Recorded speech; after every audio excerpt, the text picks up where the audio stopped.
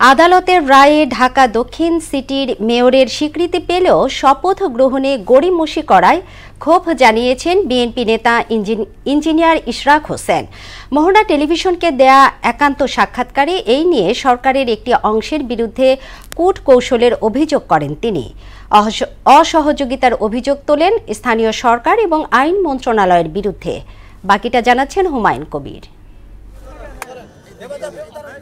2020 সালে অনুষ্ঠিত ঢাকা দক্ষিণ সিটির বিতর্কিত নির্বাচনে আওয়ামী লীগ প্রার্থী শেখ ফজলুল নূর তাপসকে নির্বাচিত ঘোষণা করে নির্বাচন কমিশন। ভোটে কারচুপির অভিযোগ তুলে তাপসের মেয়র পদ বাতিল চেয়ে সে সময় নির্বাচনী ট্রাইব্যুনালে মামলা করেন বিএনপি সমর্থিত প্রার্থী ইঞ্জিনিয়ার ইশরাক হোসেন। আমাদের বিজয়টাকে ছিনিয়ে নেওয়ার আবেদন নিষ্পত্তি করার বিধান থাকলেও বিগত সরকারের হস্তক্ষেপে প্রায় 5 বছর ঝুলে থাকে মামলা। গেল 27 মার্চ নির্বাচনী ট্রাইব্যুনালের দায়িত্বপ্রাপ্ত ঢাকার প্রথম যুগ্ম জেলা জজ নুরুল ইসলাম নূর নৌকা প্রতীকের তাপসকে মেয়র ঘোষণা করার প্রকাশিত গেজেট বাতিল ঘোষণা করেন। একই সঙ্গে ধানের শীষের প্রতীকের ইশরাক হোসেনকে মেয়র ঘোষণা করেন। সবচেয়ে মূল বিষয় হচ্ছে যে আজকে ন্যায় বিচারের আমি পেয়েছি। নির্বাচনী ট্রাইব্যুনালের আদেশ অনুযায়ী গেল 27 এপ্রিল ইঞ্জিনিয়ার ইশরাক হোসেনকে মেয়র ঘোষণা করে গেজেট প্রকাশ করে নির্বাচন কমিশন। কিন্তু এক সপ্তাহ বেশি অতিক্রান্ত হলেও তাকে শপথ পড়ানোর কোনো উদ্যোগ নেয়নি স্থানীয় সরকার মন্ত্রণালয়। পুরো মামলাটা এত সুচারুভাবে এবং সম্পূর্ণ আইনানুগভাবে সম্পন্ন করা হয়েছে।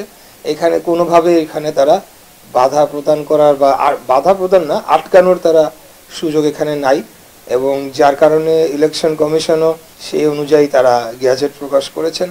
এখন কাগজে কলমে বলেন বা অফিসিয়ালি বলেন আমি মেয়র। এখন এই বিষয়টা যদি সরকার মেনে নেয়, ভালোভাবে মেনে নিয়ে এবং তারা শপথ গ্রহণের কাজটি সম্পন্ন করার জন্য প্রয়োজনীয় পদক্ষেপ গ্রহণ করে, তাহলে আমি মনে করি যে সবচেয়ে ভালো হয় এবং আমি আশা রাখি যে তারা আইনের প্রতি শ্রদ্ধাশীল এবং তারা প্রয়োজনীয় পদক্ষেপ গ্রহণ করবে। নির্বাচনী আইন অনুযায়ী সবকিছু করা হয়েছে দাবি করে ইশরাক হোসেন জানান, শপথ নিয়ে গড়িমসি চলতে থাকলে আবারও আদালতের দ্বারস্থ হওয়া ছাড়া উপায় থাকবে না।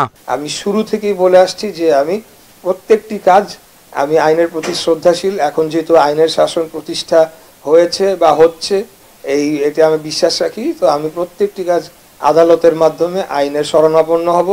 আদালত যা নির্দেশনা দিবে সেটি আমি মানব। মেয়রের আসনে বসলে নাগরিক সেবার মান উন্নয়ন, ফুটপাত দখলমুক্ত করা ও হকারদের পুনর্বাসনের পরিকল্পনা হাতে নেবেন বলে জানান তিনি।